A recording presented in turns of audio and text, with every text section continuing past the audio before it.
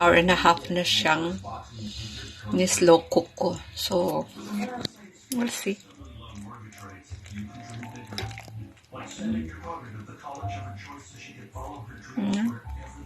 Oh, malambot na siya.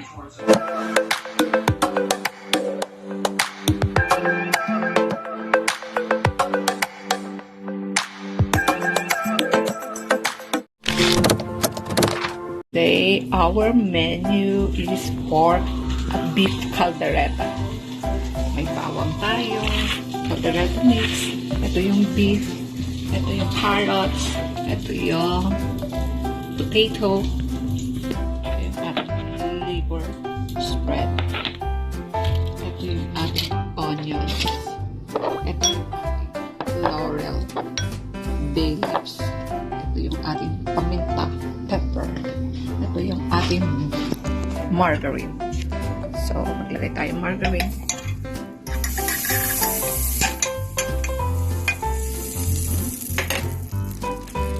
Ilalagay natin yung ating beef cube.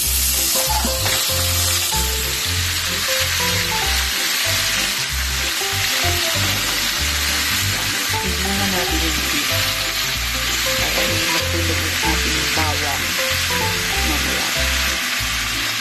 Yung iba, kapag nagigisa bawang at saka sibuyas agad, tapos saka yung beef, ito na. Pero I don't like masusunog yung ating bawang at saka sibuyas. So, pag ito, medyo brown na, saka ko na ilalagay yung ating bawang at saka yung sibuyas. Okay, hadot natin. Try natin mag-brown siya. So, while waiting, prepare na natin yung ating bawang sibuyas. Bawang sibuyas. Saka slice na natin yung ating potatoes. At saka ito na yung aking carrots. At saka isa-slice na natin yung ating bell pepper. Kumukulo na siya. Nagtutubig. So, parang brown na yung ating beef. Lalagyan natin ng konting pepper. Pepper. Mas maganda yung maaga nyo ilalagay yung pepper, para black pepper, so that parang yung lasa at saka mawawala yung langsa. No? Hintayin natin mawala-wala pa yung tubig at saka ilalagay natin yung bawang at sibuyas. Now, brown na. Ilalagay na natin yung ating bawang.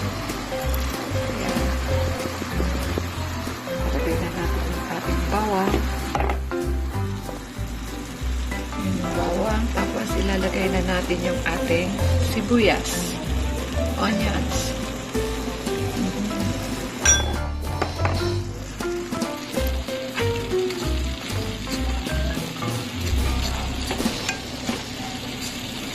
Kaya na muna natin yan.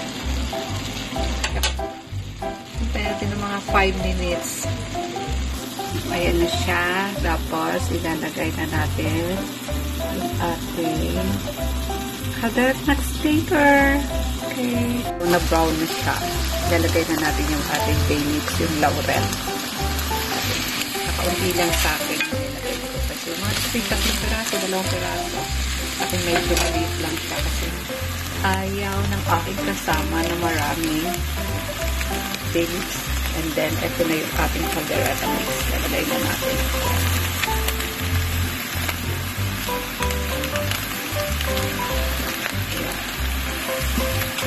Ilo-low fire lang natin.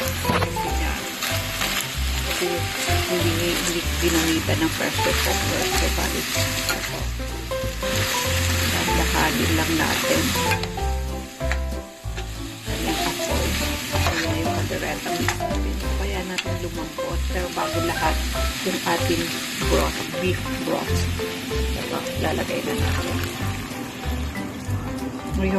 Kaya yung may broth ako, talagang ano lang yun. Yung kaniyang, remember kanina, yung una, ilagay ko yung beef na wala pa yung onion at saka garlic. So, nagtubig siya. Kinuha ko yung kaniyang tubig. Pinagkuluan noon para mabilis bawang at saka yung sibuyas. So, parang nakikisa-gisa na siya. So, kinuha ko yung tubig. At saka now, binalik ko na yung kanyang tubig. Ayan. Nilolow fire lang natin. Takes more than 1 hour. Depends sa beef na pinili nyo. Kasi sa akin, hindi naman siya matanda yung beef ko. Very tender siya. So, it takes only 1 hour. So, yun na parang dry siya. Kasi sabi ko 1 hour, di ba? It takes 1 hour para mag-tender siya. Lumambot. So, ilalagay natin ng konting tubig. So, 1 cup. So, nilagay ko yan para lumambot. Bayaan ko lang siya. Ilo-low fire ko lang para lumambot. Hintayin natin na 1 oras. Kapag gusto niyo pressure cooker, madali lang. Mga 30 minutes, 20 minutes, okay na yan. Pero, ako hindi ko ginamitan ng pressure cooker kasi I want to show you guys how to cook na walang mga pressure cooker. Sa mga probinsya na walang mga pressure cooker, yung mga taong medyo hindi nakakabili ng pressure cooker, so kawali, kaldero. Ha? Kakawawa kayo ng tender beef caldereta. So, we will wait for at least 1 hour, guys. Okay, see you later. 1.5 hours na siyang ni-slow cook ko. So, we'll see.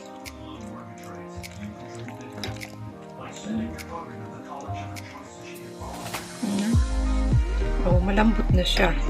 Kasi nahati ka agad. Malambot na siya. So, tender na siya. So, ilalagyan natin ng liver spread. So, optional naman yan. Kung wala kayong liver, it's okay. Liver spread, wala. Okay naman, wala. Spread. The liver spread. Pero kung wala naman kayong liver spread, okay lang. Lagyan natin ulit. Optional naman yung iba nga, walang caldereta mix. So, tomato sauce. Ilagay nyo pwede. Kung wala kayong caldereta mix, tomato sauce lang. At saka lagyan nyo ng konting toyo. So, this one. Reno. Yeah, liver spread. Yeah. Kahit anong brand, pwede naman. Basta liver spread. So, wait natin na yung liver spread natin. Tapos, lalagay natin ngayon yung ating bell pepper. Yung iba, ilalagay nila kaagad. Pero ayaw ko kasi madudurog siya masyado. Ilagay natin. Lalasa yan. Yan ang muna. Iba naman, sabay-sabay nila nilalagay. Pero mas maganda yung sabay-sabay. Para kagaya ng carrots at saka yung potato. Yung iba, sinasabay nila. Ako, inuuna ko yung carrots ng mga 2 minutes and then yung potato. So, leave muna natin ng mga 2 minutes yung bell pepper. And then, we will put our carrots. So, i-mix natin siya. Mix natin. Hintay natin na kumulo-kulo ng konti. Diyan na yung ating liver spread and then yung ating bell pepper. So, ganun mo 2 minutes na yon, ilalagay ko na yung ating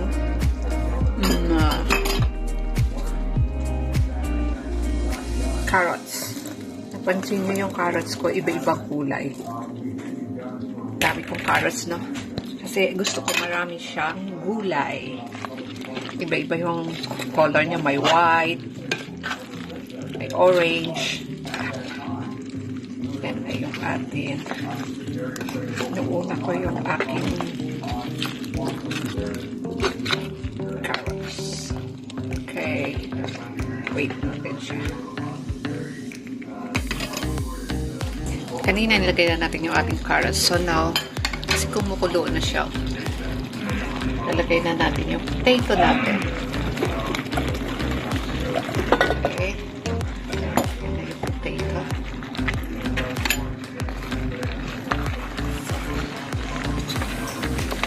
Halo-halo na natin. Tsaka, pwede na natin silang maluto. Mga 5 minutes, 10 minutes siguro. Kasi, slow cook lang siya. Hindi ko siya nilalakasan ng apoy. Okay. Wait na Tapos maglalagay tayo ng konting salt.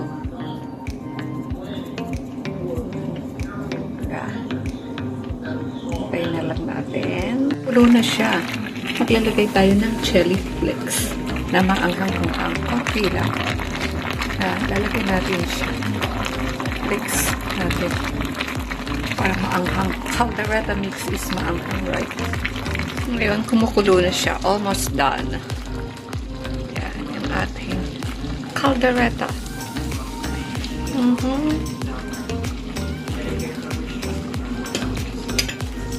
Taste. Malambot na siya.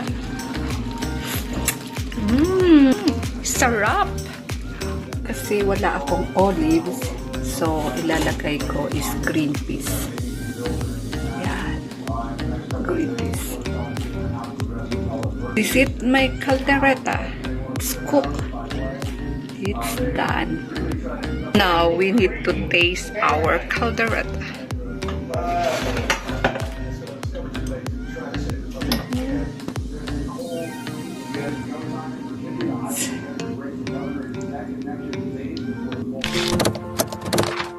갑자기 내게 나타나준 너, 난 아무 말도 할 수가 없었지. 첫눈에 반한다는 이야기가 널 보는 순간 이해가 됐어. 매번 야야야야야 불러 널 야야야야, 내 맘을 고백하려고 타이밍만 보는 나. 그런 나를 넌 보며 왜 그러냐고 묻네. 너 때문에 I'm going crazy. I'm going crazy. 무뎌져 버린 내 가슴이 뛰어. I'm going crazy, yeah.